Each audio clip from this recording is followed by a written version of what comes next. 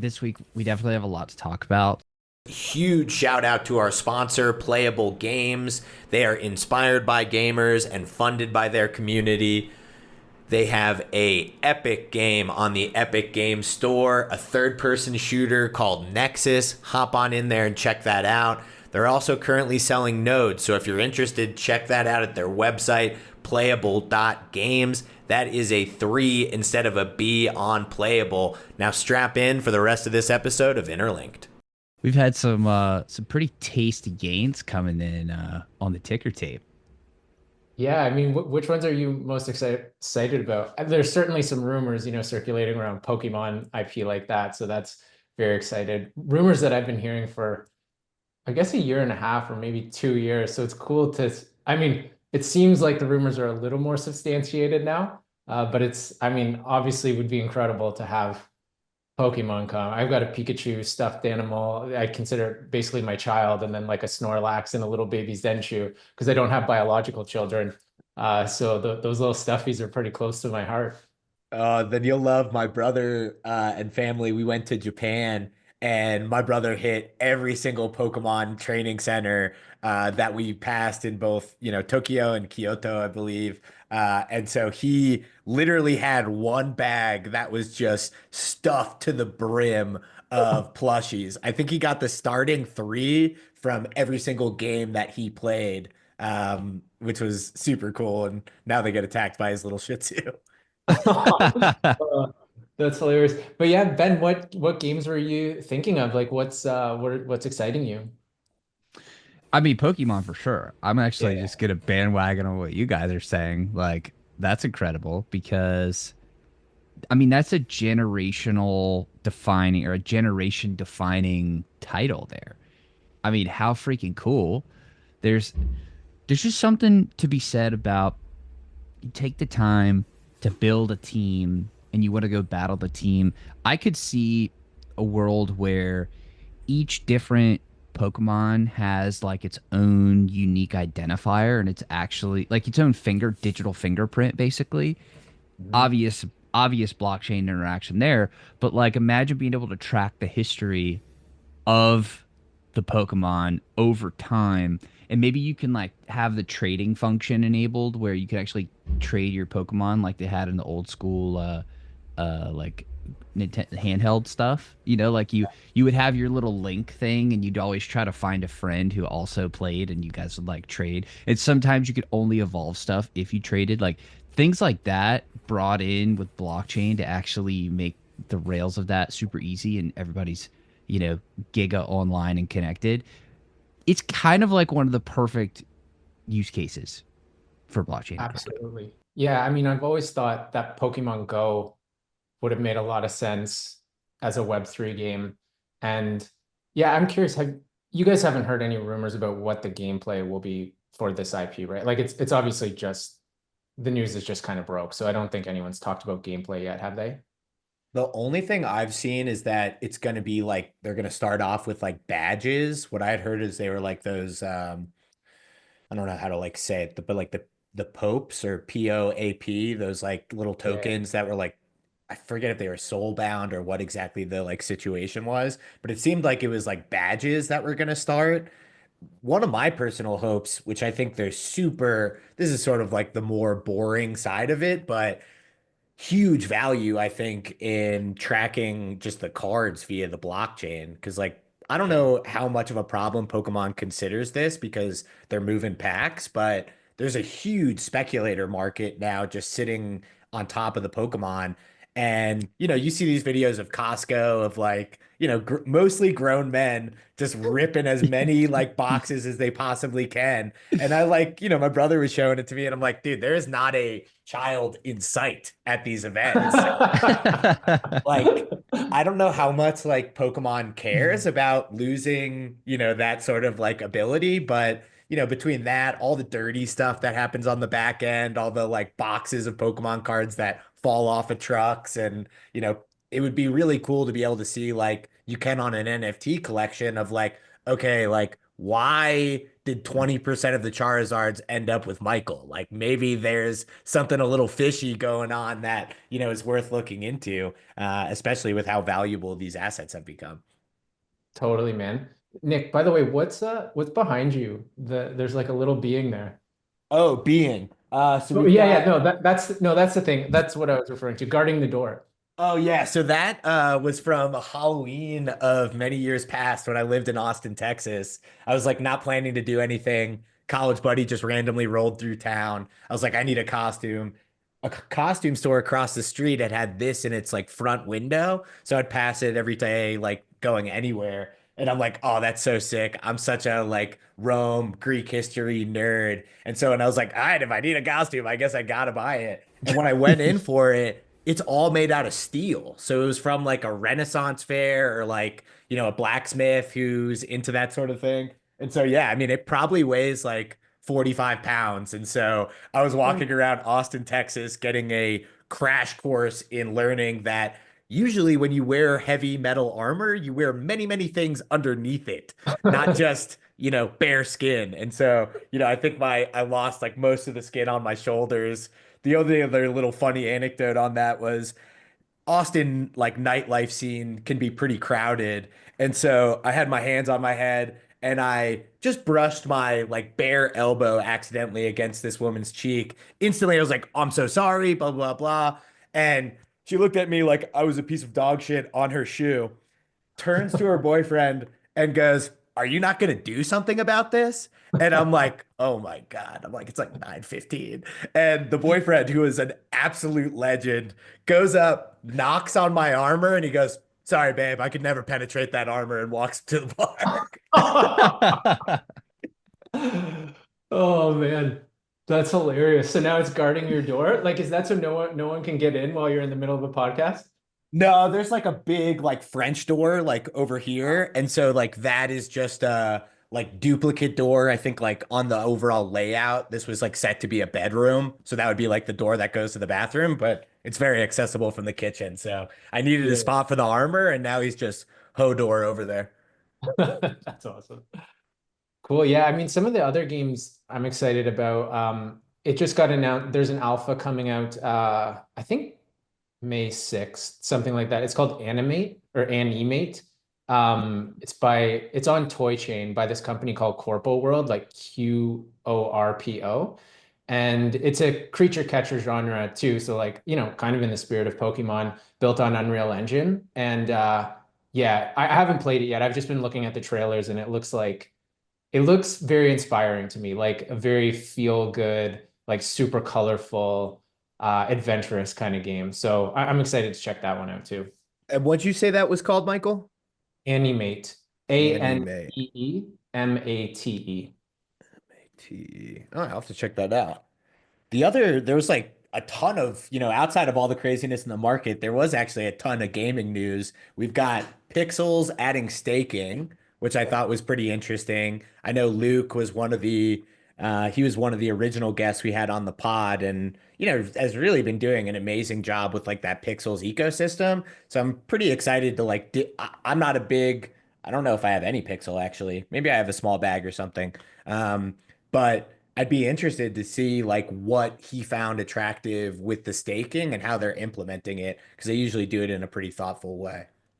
Yeah, they're certainly pioneers in Web3 economy design, and they've always been a group that has really leaned into the Web3 native aspect of it and, not shying away from it. And I think Luke and his team are really innovative and what they're doing around, what do they call it? They made a new acronym like return on reward spend or something. I think it's ROARs. Like compared to in traditional gaming, right? You do like ROAS, like return on ad spend, how much it costs you to acquire a user. And like, let's say in some mobile games, it's like whatever, it's like $3 to acquire a user. Now, I mean, user acquisition cost is probably like $15 on average or more because it's become prohibitively expensive. But this notion of in Pixels, they give tokens or maybe other rewards as well. And, obviously it costs them something to emit those tokens and it influences the treasury and et cetera. But they're trying to see if they can, they're measuring the kind of the value that's coming in via these rewards and seeing if it can turn into a sustainable business. And I know their metrics, they started at around like, they were getting like 0.2 return on reward. So they're losing money, right? But they've been building this ratio up. And Luke and I did a panel at GDC, Game Developers Conference, and I think they were at like 0.7 or 0.75 by that time. So, and it had only been a few months. So I feel like they're going to get to it where it becomes profitable, and it's kind of this new model around how you can acquire and retain users, which I think is super cool. Like I think Pixels is one of the pioneering games that's demonstrating like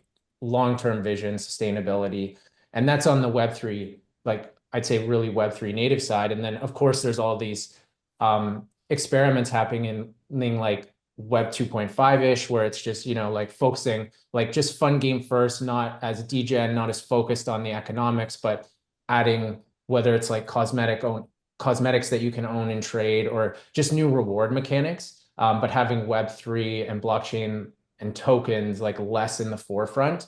So it's awesome to see how much experimentation is going on in the space. Like obviously we've seen some studios shut down too recently. Like I'm sure you guys have seen this, just studios running out of funding because it's hard, right? And it's not as though this is unique to Web3 either, that game studios run out of funding. Like it's a hard space. There's a lot of people making games and there's a lot of competition and vying for people's attention. But in general, I do think Web3 really unlocks new like solutions to problems that game devs face, regardless of whether they're Web 2 native or Web 3. And it's around user acquisition, retention, and monetization. And I just think Web 3 unlocks really cool solutions, like with UA, you can target specific wallets so you can have a better understanding of the user you're looking to acquire. It's much more precise than if you were to, just do ads on social media networks, for example.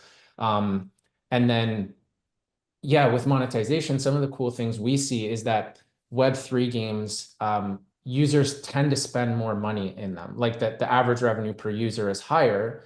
And in large part because there's the tradability and ownability aspect to it, right? So, if you're spending on it, you could recoup some of that cost, or even if you don't think the value of the item will appreciate, you could sell it and get some of your money back, right? Which is just not the case in traditional games. It's just always a sunk cost in traditional games. And what's also interesting about that is by having a secondary market, I mean, I'm sure you guys know this, but like having a secondary market, you can, as a game developer, you can then earn fees on all of that economic activity. So it creates a new revenue stream. Beyond that, though, it also it welcomes new purchasers. So like in traditional games, it's kind of like 5% of people will spend on game items, right? And some games even less. It's like 1%. But once somebody starts spending, if they make a first purchase, they almost always will make a subsequent purchase. And so just getting someone to buy for the first time is the biggest challenge. And I think one of the cool things that Web3 unlocks is like you have a secondary market, right? And let's say you have like this series of skins you release, and on the primary market, like when they're being sold directly from the developer, they're all $15. Like that's the starting price, right? And there's just a lot of people who look at that, they're like, I'm not going to spend $15 on those skins. But then season 2 skins come out, and then the secondary market people start selling all of their season 1s, and maybe the price is like $4 or whatever. And now this lowers the barrier to entry for making a purchase, and you can welcome a new cohort of spenders, and maybe you get like, maybe now 10% of people are buying or 15%, but again, they're going to continue buying, right? And so I think there's like just very interesting economic and incentives that align incentives between the developers and the gamers that I'm just really cool to see. It's really cool to see people experimenting with this stuff. Yeah, absolutely. How do you think about the I don't know if there's a tension there, but just the different stakeholders, so to speak, within that ecosystem that you talked about, right? Because there are the investors, there are the gamers. Sometimes they're the same. Some people just like to buy and hold stuff and not do anything, but they're not necessarily contributing beyond just buying and holding. Like, how do you how does that kind of work in your mind? Like what are the different first of all, what are the different stakeholders in your mind of all the different people that need to be aligned? And then where do you see that being taken to its logical conclusion of like the full win, the full swing of a full win? Mm. So I think it's very much like game by game dependent. Um, like, of course, though, it is kind of a economic principle that I imagine most people are aware of, but you need an economy that has fewer extractors than contributors, right? Like if everybody's just trying to sell and escape with a profit, then your economy collapses. So and then it doesn't work for any of the stakeholders. So you need to create a system that inspires contributions to that economy. And so like I would see in Web3 games, yeah, I think you mentioned them, Ben, like the stakeholders are the gamers who are just folks who play, they never want to buy anything. And generally you need a large number of those players because you need like a player queue, depending on what genre it is. You need people just playing the game, right? And then you're going to have, I'll call them investors, who are just people who, they might believe that the value of this game is going to increase or the value of the items will increase. So they might want to buy and hold something for the long term. And then you'll have speculators or just traders who are just trying to make like quick moves and they're generally extractors, right? Like that's their main interest. So you just have to design an economy that works for all those ecosystem participants. And it's not like an easy thing to do, like because the game has to be fun enough. You have to have, you know, depending, let's say it's cosmetics, like you have to issue new cosmetics at a certain cadence for people to maintain their interest in it. And I think economy design is it's a lot like designing an economy for a country, for example. And we see how difficult that is, right, on a macro scale. And there are different levers you can pull with like in terms of issuance versus sinks. And for us, like we help games in this domain. It's something we're leaning into more now. Like we have an in-house producer who has a lot of experience in Web2 mobile, has been involved in some very successful games, and also led economy design for some pretty successful Web3 games. And so now he's joined Sequence to help our game clients, our partners, to help them think through economy and game design. But it's a really involved process. So there's not just like a one size fits all quick answer, though I do imagine we're going to start seeing some sustainable models. Like, maybe there will be kind of five like segments or like kind of models that can be replicated with success. And once we have those, that's when I think you see the floodgates really open when it comes to Web3 enhanced games.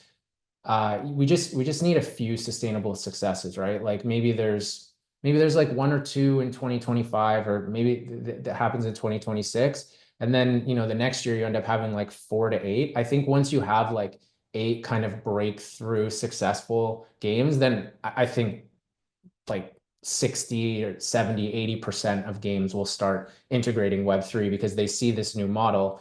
And gaming in general, like Web2 games they're not profitable. Like increasingly, they're not profitable because UA costs are so high, development costs are increasingly high. AI will mitigate some of that, but we haven't really seen the cost come down yet. So game developers are very open to solutions, and many of them from the traditional space don't care about Web3 or blockchain specifically, right? Like they just care about making a sustainable, successful game. And if blockchain will allow them to do that, then they'll be very inclined to experiment with it. Yeah, I'd be curious, like particularly the like speculators and the actual like game like enthusiasts, the actual like gamers. There seems to be like a big tension there where, they could come in. There's a couple of different ways this like manifests. It manifests in the community side in the Discord because you're getting feedback from people and it's tough to tell like, is this person pissed because they were trying to make a buck and they went in heavy on, copper or whatever resource and now we're making a switch and that pissed them off, or are they, pissed because this is ruining the gaming experience? So one thing that I think might be a valuable thing to think through from the game's perspective, and I'd love to get your opinion on it. Is there a way to either tax the speculators in order to make the economy like more sustainable? Maybe that takes the form of like holding period based transaction taxes where like, okay, if you're coming in and you're just flipping stuff, we're going to charge you, X% and that's going to go to the gaming economy versus, okay, well, Michael's clearly been playing the game based on metric, A through Z and we aren't going to take a piece from him. Or maybe it's profit based where, hey, in the scenario where you were sharing where I love this skin, I used it for a couple months, I want to get a couple bucks back and I sell it to Ben, like maybe not tax that because I'm not making any money there. But if I pulled an ultra rare, like sort of like the PSA 10 kind of thing, hey, if you get a PSA 10 on a Charizard, we're going to take a bigger piece of that. So I wonder if that'll start coming in to sort of balance things. That's a really cool idea. Yeah, or even like I like your holding period idea, right? Like if you held something for 3 months, maybe when you trade it on the market, there's no trading fees. There's no fees, right? But if you trade it in less time than that, like or if you trade it within like a day, maybe there's a 20% fee on the trade, right? And if you trade it in a week, there's like a 15% fee. And then by the time you get to 3 months, there's no fee on the trade.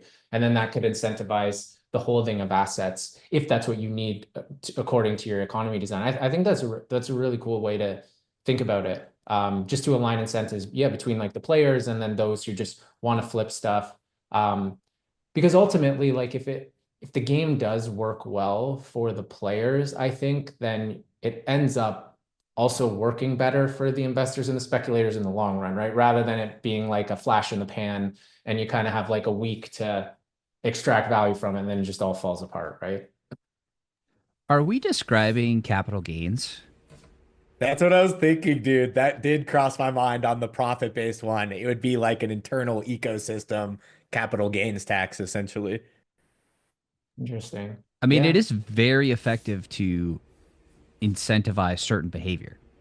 Yeah, it's why real yeah, estate's the number one sort of investment for the average American in the United States is all the incentives are lined up that way. You're given leverage that you could never get for another asset. You get tax benefits, you get the sort of like long-term gains because it's very, infeasible for the average person to really flip their house within a year. So that's sort of driven the fact that we have such a real estate driven economy, which, and plus, there's cultural aspects of that. If you live in the neighborhood and it's your home, like you tend to take more pride in the neighborhood than you would if you were just renting. I can say that from experience because there's a little bit of tension with my neighbors there. I'm like, hey, you're not helping pump my Bitcoin bags. Why do I have to pump your real estate prices? But yeah, that is interesting. I'm not as familiar with the US real estate market. I'm based in Canada, but here I believe you're exempt from capital gains on selling a house if it's your primary residence. If you have multiple properties and then you start selling those, then I think you are charged a capital gains tax. But yeah, Ben, that is interesting. It is analogous, I would say, to like, yeah, the incentivizing people to hold assets for a longer period of time within the gaming ecosystem. Yeah, and I think Disney World could solve or could serve as a good example as well. Like it feels like a lot of crypto games like put all the amenities in front of the horse where they're like, we've got a sick store and we've got all these restaurants and we've got, this cool like custom, X, Y, and Z. But I'm like, yeah, but you don't have Splash Mountain. You don't have like you don't have any of these like fun rides that people actually come for. But like Disney is so set up to like enhance the experience. So they've got this big, thing that everyone's excited to do. And then they enhance that with like, okay, well, people are going to get hungry. They would have to leave in order to eat. But now we've got all these restaurants here or, these little like shade points for the parents to rest. So I think a lot of games in Web3, especially early on, put the cart in front of the horse, which is like, hey, why are people actually coming here instead of just like trying to like monetize right off the jump? Totally. I You're mean, correct. yeah, the core experience is it's the most essential component, right? And I think that's a lot of what's required for even outside of gaming, just crypto blockchain adoption in general, like across the whole ecosystem, right? Like just providing we often talk about how content is king. If you create amazing content in whatever form it is, it could be entertainment, it could be educational, it doesn't necessarily have to be games, but if you create content that is very engaging and people want to enjoy, and it's not just about some speculative or investment component, then you're going to have people using this stuff every single day of their lives because like we all use applications that none of us make any money from, and we use them every single day of our lives. Whether it's like social media or I mean, Zoom. I mean, I guess you could say we do make money via Zoom because we have business meetings, right? So it is a tool for doing that. But it's just we use it because the core experience of it is valuable to us beyond, in addition to the economic component, right? And like that's a lot of what we think about with Sequence is just accelerating and enabling the creation of awesome content by giving like a full stack developer platform so that devs have all the tools they need. And that's whether they're building a game or some consumer application or even a DeFi or like fintech product, right? It's just like ensuring that it's seamless so that all the infrastructure is taken care of, and then they can focus on the higher order problem of making something engaging and fun and worthwhile. So I think you're onto something so big here. I do just want to jump back for 1 second, which is to talk a little bit about Nick's Splash Mountain comment, because just a little alpha for parents out there. The best time to take your kids to Splash Mountain is the week that school starts, because everybody thinks they need to be there, but really it's syllabus week, bitches. So they don't have to be there. So take your kids at that time. However, I can tell you from personal experience as the kid in the equation that you may, as the parent in the equation, be forced to do Splash Mountain 13 times in a row, back to back to back to back to back to back to back. So I just want to forewarn you, this does come with a price. But anyways, yes, it's very important to it's very important to surface the right content. My PSA aside, I definitely think it's very important to surface the right content. And in a world where attention is now the scarce resource, and whoever can control the attention wins the game. How do you then decide which content to surface? What's the ranking algorithm, or whatever the right way to ask that question is? I think you probably you know what I'm saying. Mm-hmm. Well, yeah, I mean, also who's deciding who's deciding who surfaces the content, right? Like who is it surfacing the content? Traditionally, people have discovered games, whether it's like via the App Store or they're on social media and they see someone recommend something, it's word of mouth, or they get targeted with an ad.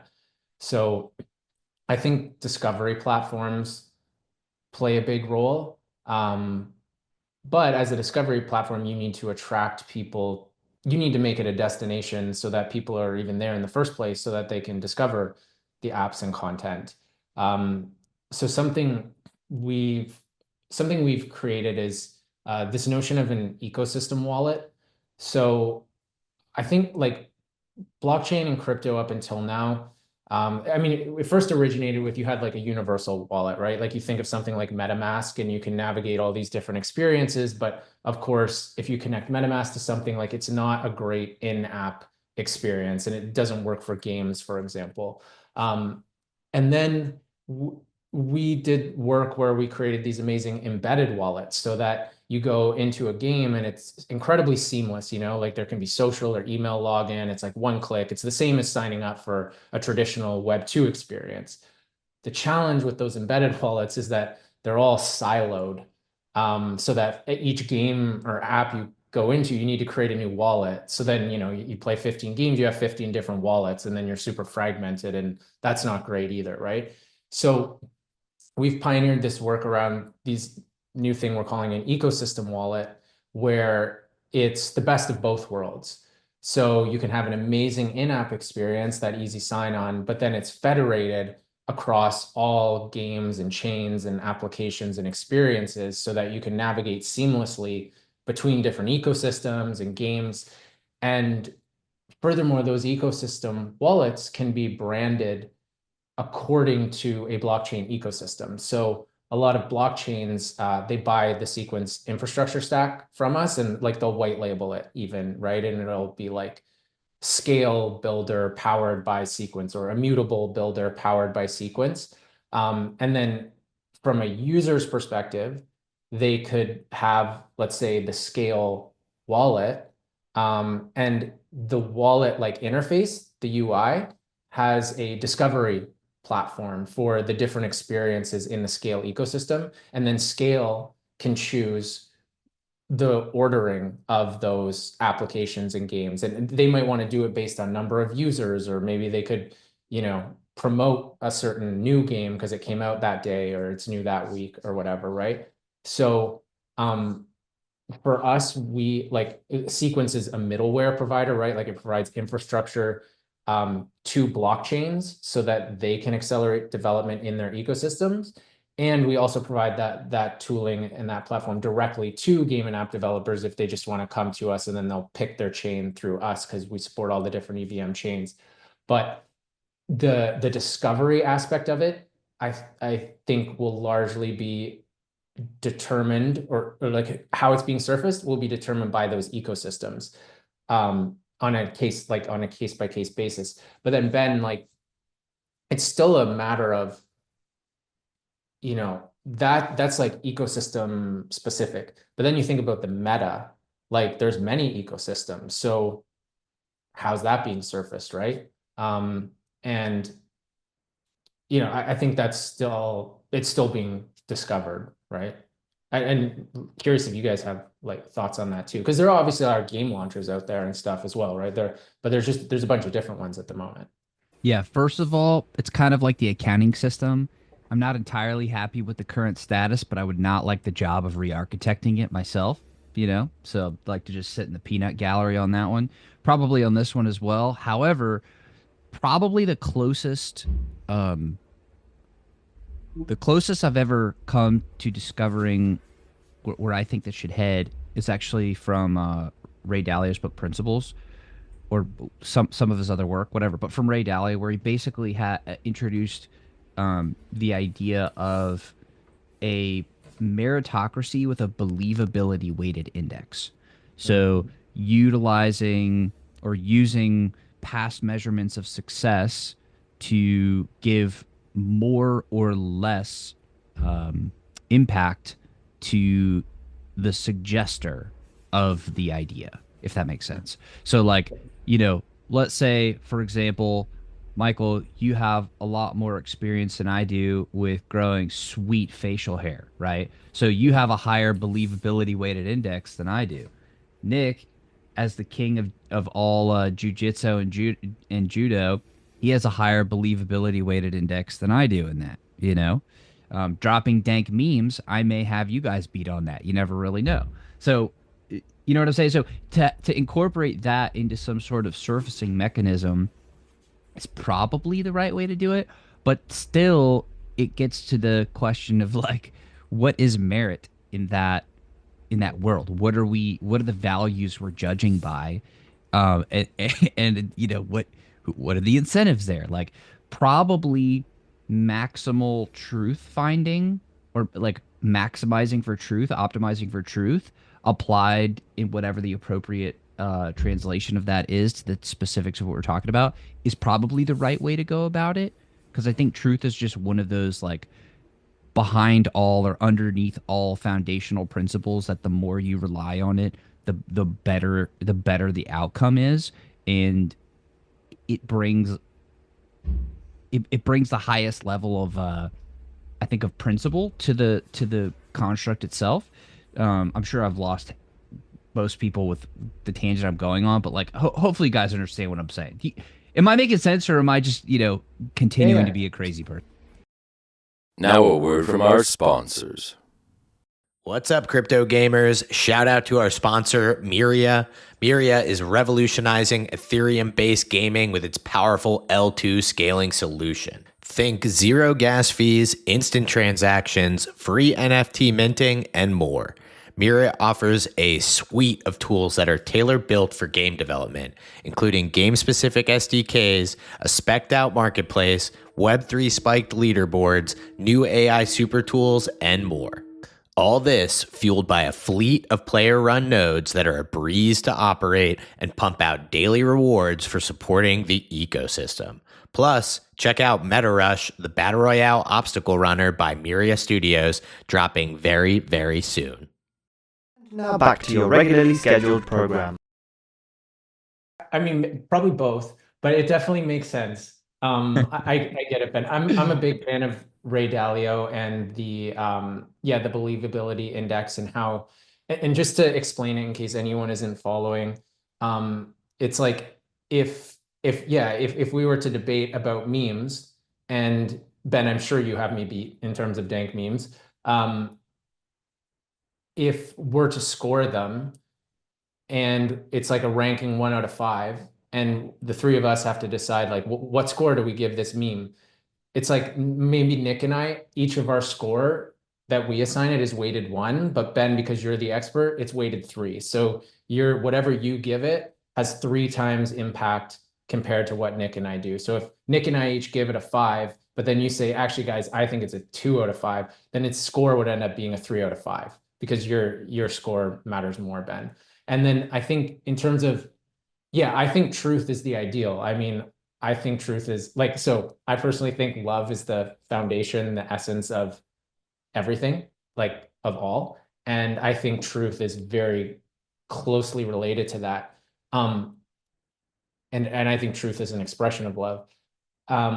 That said, when I think about surfacing content, the ideal would be that the truest, best game would be surfaced first, right?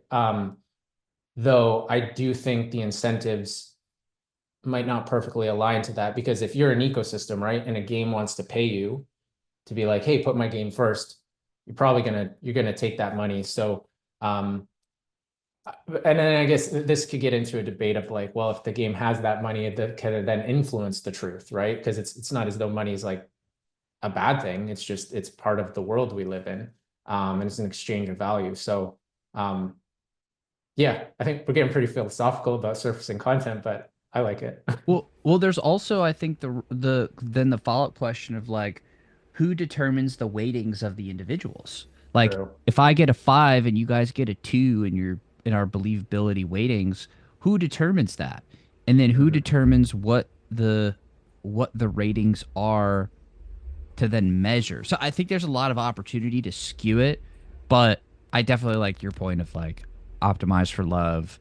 Truth is an expression of love. I think we're kind of saying similar things there. So yeah, I totally agree.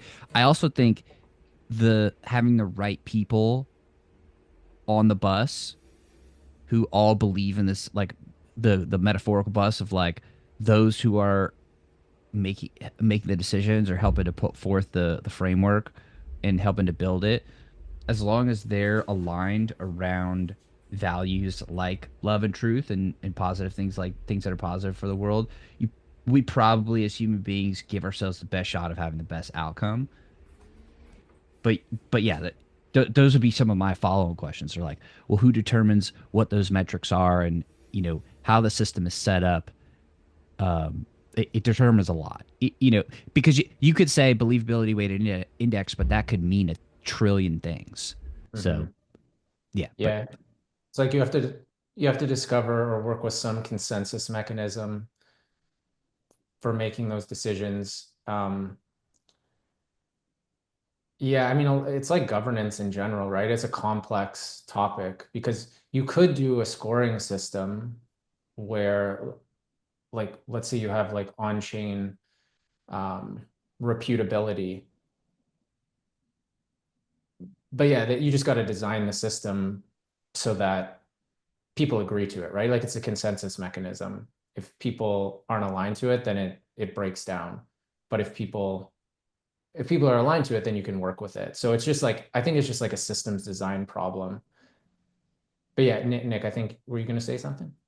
Yeah, well, first off, I just love the point on the connection between like love and truth. So I just want to, retweet that real quick. I think like that connection that you mentioned is like you have to truly like love, like an expression of love is like the truth in the aspect that like there's a big vulnerability to not trying to like shape the world for someone that you love. And I think any sort of like falsehood is like there's ego there of like, a this person can't like handle it, or this is going to affect how this like person thinks. So I just wanted to retweet there. We also, I think there's a juxtaposition between working in our industry and love, where like it's so money focused, it's so isolationist in some ways, where like a lot of crypto is like a one player game that just on the personal side, I where I get my like big reminder of love besides like being with like family is like I try and once a year, once every 6 months, like go to like a big electronic like music festival and fully enjoy the music festival, so to speak. And, really just like as a big reminder of like, hey, so much of like focusing on money will skew you this way. Like it's really important to reorient towards that, or you can end up with like a warped value system. To pivot us into a different topic that was adjacent on the wallet side, I have been sacrilegiously mentally eroding one of the core pivots or one of the core tenets of crypto gaming, which is ownership. Mm. So the longer I've been in the space, I'm grown a larger and larger doubt about how much people actually want to own in-game assets versus how much they just don't want that to be abused, where they can't resell, they can't like, they have these things ripped away from them. Like, but most people don't keep their money at the house or gold at the house. Most people keep it at JP Morgan or Bank of America, or a big Canadian bank or big European bank, for the reason that, like, particularly in crypto, the cybersecurity aspect proceeds so rapidly. So whether it's, hardware going out of date, like recently Ledger came out and they're like, oh, remember those Ledger S's that you used because they were more secure because they don't have Bluetooth? Well, those don't support NFTs anymore. Sorry about that. Buy one of our new products and import your wallet, or those NFTs are just like locked in the ether. Or there was that Windows like big scare that came out that was like, oh, by the way, there's this huge vulnerability in Chrome where it could be taking your seed phrase or your password and you might be actually like vulnerable. So I do wonder like how much like let's say Fortnite tomorrow was like, okay, guy, or Marvel Rivals, because that's like the skins are hot topics right now as they're huge gooner bait and people have a huge emotional connection to seeing, the Invisible Woman or Cloak and Dagger in these outfits. And tomorrow they turn on, they're like, hey, you can resell them. We will never take away ownership for as long as this game is in effect. And you can now resell and trade to your heart's desire. Like, does that instantly sort of like negate anybody's want outside of just the very fringe of holding? I know that was like a central tenet of crypto gaming for so long. So I'd love to get your guys' opinion on if you think I'm full of shit or you think that's potentially onto something. Yeah, it's you're right. It definitely has been one of the core tenets, ownership. I think there's still certain aspects of ownership. Okay, so I just kind of want to break it up into two problems. Like one, there's certain aspects of ownership that can only be achieved with Web3 technology. And then there's other components, like you can mimic certain aspects of ownership with Web2, like you could allow trading in a game, right? But then what about third-party marketplaces and things? It doesn't exist in the same decentralized manner, right? So you can mimic some of the aspects of it without it being true ownership. But I think the more fundamental question you're asking is like, do people care about ownership at all? Like, does this really matter to them? And I don't think we've seen it proven out at a mass scale yet, right? But I largely think that this is just a consequence of there not having been too many breakout Web3 success games yet. Like I remember when Off the Grid was when it first popped. I don't know what they call it, if it's an alpha or a beta, but like when it first kind of hit the scene, I think it was, I don't know, maybe October. And there were a lot of like mainstream streamers who were just playing it and realizing like, oh shit, like I actually get to own this thing. And and they for the first time they understood decentralization. I saw some folks like on screen, they like had the aha moment. And they then just real and some of them were previously shit talkers about Web3 gaming, and they were like, oh, I get it. Like now I understand why I want to own this. Like it's truly mine. Even if the game were to disappear, like I could trade it. Granted, maybe there's not as much value, but or maybe it's a collector's item, right? If the game disappears. So I still think ownership does play a big role in digital goods.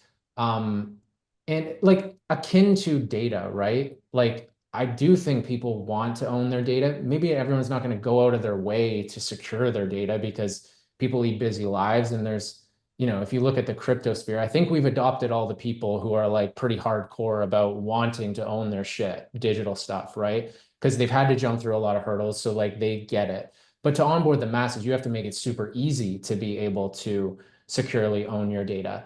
And I think to your point, Nick, about like, yeah, the cybersecurity component of it, there is an onus on the user that is unlike anything in the traditional financial system. Like you have to take that responsibility to be fully like non-custodial and decentralized. But there are a lot of services that don't require that same degree. And like, I do think there will be the equivalent. I mean, there already are. They're the equivalent of like custodial services for large amounts if you don't want to be storing it all on a ledger or a treasure. And I think it's sensible, right? Like you might not want it all in one place, right? Or to be the sole like bearer of all consequence to whatever happens with those assets. So I think there's like thresholds and levels.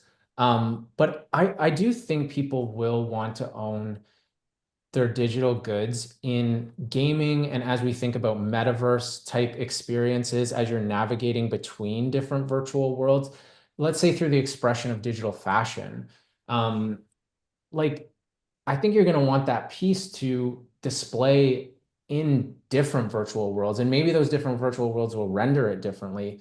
But I don't think people are going to like not want to own that, just the same way, like I think you and I would find it kind of ridiculous if we didn't own this hoodies we're wearing, if like if it wasn't ours, it would. So what I think is happening is that it's just this evolution to a form of a like largely powered by like the Ethereum ecosystem of chains.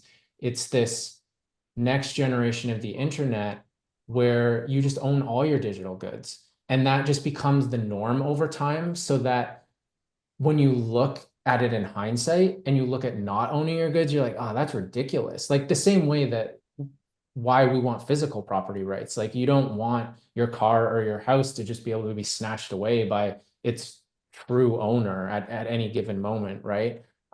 Even if it's unlikely to happen, but we in the physical world, we wouldn't accept not owning stuff. At least in civilizations or societies with property rights. And I increasingly think the digital world is moving in that direction. And we just got to make it easy for people so that they then adopt it. And then they're just not going to want to go back to the old way of doing things. No, and I totally agree with, and sorry, Ben, I just want to make one point of clarification, Please. then I'll kick it over to you.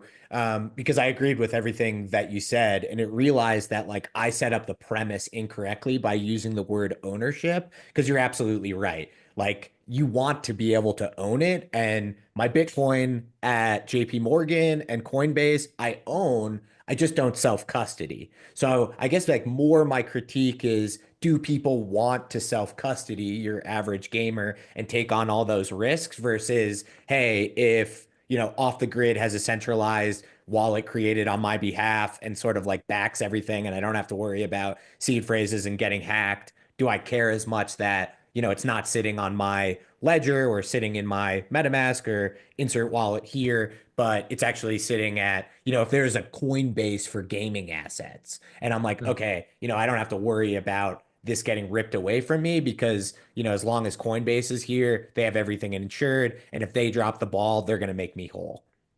Well, I mean, addressing both those, like the wallets the wallet architecture we've created, they're non-custodial smart contract multi-sig wallets, but they work so seamlessly that like as a user, you don't need to know any of that shit. But you do truly self-custody them. But it's just super easy. So it's like it's basically taking the best of both worlds. You don't have to think about it, but you also don't have to rely on a single institution. And you can extract a recovery key and all that stuff as well. So I do think it's a solvable, like, in fact, I think the problem is already solved.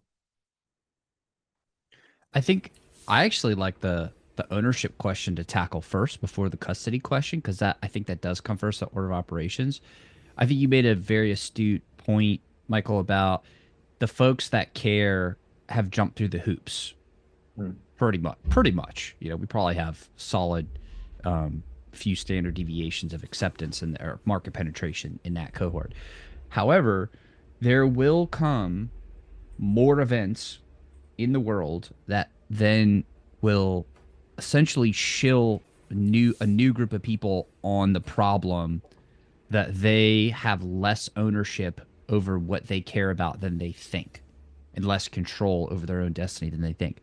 For example, if you go and look through League of Legends terms of service, which I have because I'm a huge nerd and I like doing things like that, you actually see that they have updated relatively recently in the last couple of years their definitions as it pertains to ownership of digital assets. And how they now are communicating that is they're blatantly saying, you do not own this. You have a at any time revocable license that we have given you, and at TLDR, we Riot are God King, and you get to rent this from us as we choose. So at some point, something might happen with whether it be a Riot or whether it be a GTA or whoever, but they're going to probably start to become a lot more important events happening that expose how fragile the quote unquote ownership rights of the actual user, the users are in the Web2 gaming world. And that will probably onboard more people into crypto gaming than anything else, unfortunately, is when they have that pain. Like, imagine for the last decade, you have however many millions of people playing League or more. Like, what happens when, for example, what happens when AI handles all the work that people, need to do, and then digital virtual goods become more important because everybody's playing video games where attention goes, money flows, and so this stuff becomes a lot more important to people. But then they realize they don't actually own all the things they just spent thousands of dollars on, if not more. I mean, that could become a big sticking point for a lot of people. And so that sort of customer dissatisfaction at scale in a short period of time, that could probably create some interesting tectonic shifts in the way things go. And also, if you just kind of extrapolate that into like, all right, well then how important does the virtual world actually become? Well, Ready Player One world was the most important world. Literally, they were murdering people in the physical world in order to gain control over the resources of the virtual world and control over the virtual world. That's digital property rights. That's where it probably becomes the most important. So I think we just haven't seen the full realization or recognition of the shift from the value, or maybe not. Maybe it's not a shift from the value from physical to digital, but maybe it's just the rise of the value of digital. And perhaps another vector to just throw a lot of stuff on the table and see what you guys think about it is, perhaps it becomes a lot more important when we start to recognize the value of our virtual data, and then we understand how most of the time we're being exploited and we don't have control over our own data, and we certainly aren't getting paid for the use of our data, at which point it becomes more difficult to compete with AI and robotics to generate income. Perhaps that becomes a big lever that people want to start pulling, or that becomes a much more central point of conflict because people need to get the revenue, and that's kind of the only path they have is control over their own data.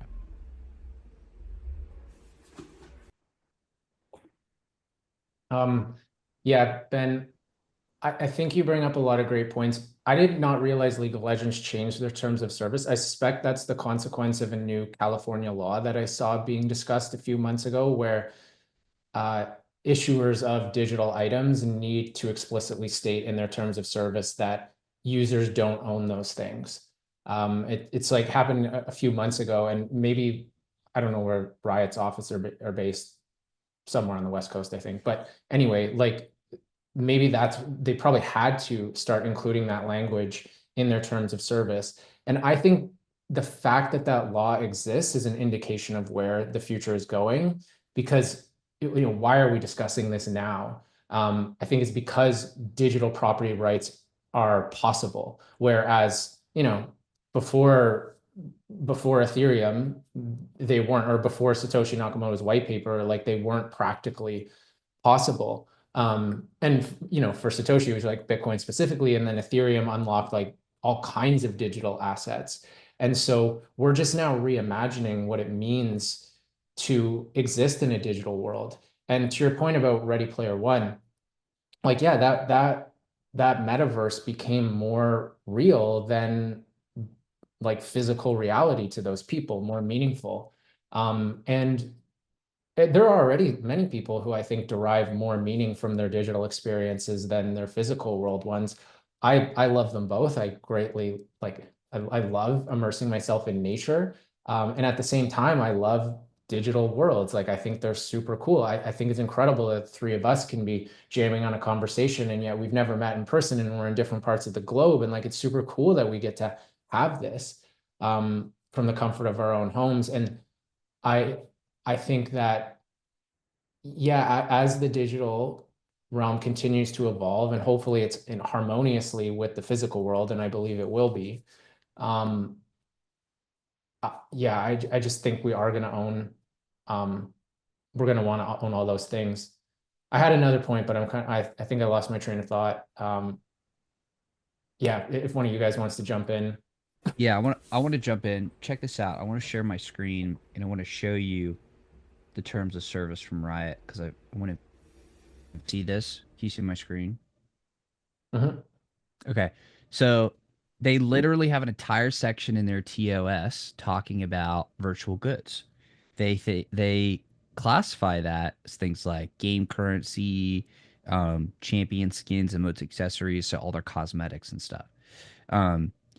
So they even say in the very beginning, we may provide you with opportunities to acquire a limited license to all this stuff. Okay. But if you go down here, after they tell you how to buy it, they tell you that absolutely no, you do not own your shit. And they say it in multiple paragraphs. Yeah. So you have no ownership or other property interest in any of the virtual content you unlock, regardless of how you acquired it. And then they say it has no monetary value, which is weird. That brings up a whole nother point. But then again, once again, I don't own my virtual content. I mean, they're even making jokes about it. No, Yeah. shout at all the lawyers. Trolling, this is dude. they're Trolling. trolling us right in front of our faces. But read how strong this language is. Oh yeah. When you obtain a virtual content from us, what we are actually giving you is a personal, non-exclusive, non-transferable, non-sublicensable, revocable, limited right and license to use that virtual content only in connection with your use of the applicable Riot services. Yeah. No ownership. It feels like someone who works in crypto wrote this and was like, you guys have to tell the truth on your terms of service now. Yeah. And that's again why I like the law that's being implemented. Because again, I think Riot has to do this now based on the new law. Like, I don't think this is a voluntary thing where they're like, hey, we want to tell everyone they don't own their stuff. I imagine they would prefer not to. But I think that's the law. And again, I think it's indicative of where the world's going. Yeah, what really jumps out at me from that description that you laid out, Ben, is a comparison with feudalism. And that Yep. essentially we've been living in a era of digital feudalism where there are these lords like Riot, like, Fortnite, like Facebook, like Google, who essentially own all of the digital property. And I think you could I don't know if this quite lines up historically. So the historians out there, please correct me in the comment section if I'm way off. But essentially, Satoshi Nakamoto's white paper was like the printing press. And it wasn't actually really feasible to end feudalism until you had this like technological ability to spread the word and for people to be able to read and write their own contracts, which directly connects to, smart contracts in the digital era. So maybe we're seeing, these feudal lords sort of like continue to grip because they feel for the first time it's actually technologically possible for them to lose their power base. And I think, Bitcoin did that not only to gaming, but the big financial systems where, these JP Morgans, Banks of America, Swiss National Bank, they were these feudal lords that are like, hey, we can completely take ownership of anything digital. And now for the first time, there's an alternative. 100%. I completely agree. And luckily, we've now had a lot of years to mess around with it and build tools and experiment. And I think one of the other interesting things too is that all that experimentation kind of feels to me like we've been leading up to this explosion of adoption, with gaming being that leading, at least in my mind, gaming being the leading consumer facing product. And it just seems like we now have the ability through gaming to have a microcosm to test how to do this right before we can then roll out solutions on a grander scale. I mean, beyond Bitcoin, all hail the orange coin. Thank you, Bitcoin, for everything. But like, I think there's a lot to be said too of like, okay, and then how do you specifically do this well, or how do you experiment with this and governance, and doing it right in a game can actually mean a lot more than just building a fun game. Totally. Yeah, I think that's one of the coolest parts about like Web3 game and app economy designs and experiences is that they are fertile ground for experimentation in a way that is less risky than if you were to try to, you can, as we talked about earlier, you can pull certain levers in like national economies and multinational economies, but the consequences are massive. Like they changed the interest rate by 0.25%, and it's like it's chaos, right? Like everything changes, prices, inflation, investment, circulation of liquidity. Like, and that's just one little lever moving by a couple bips. And but in these Web3 game worlds, you can like reimagine, you can reconceptualize how an economy might operate from the ground up. And the stakes aren't that high because it's just like, well, maybe you're a startup and like, yeah, you might run out of runway, you might run out of funding, but that's it. Like you go do something else, you find a new job. And then you start inviting people in a community to start experimenting. And then if it works, if it's sustainable, you can start to explore like, well, how could we extrapolate this into other scenarios?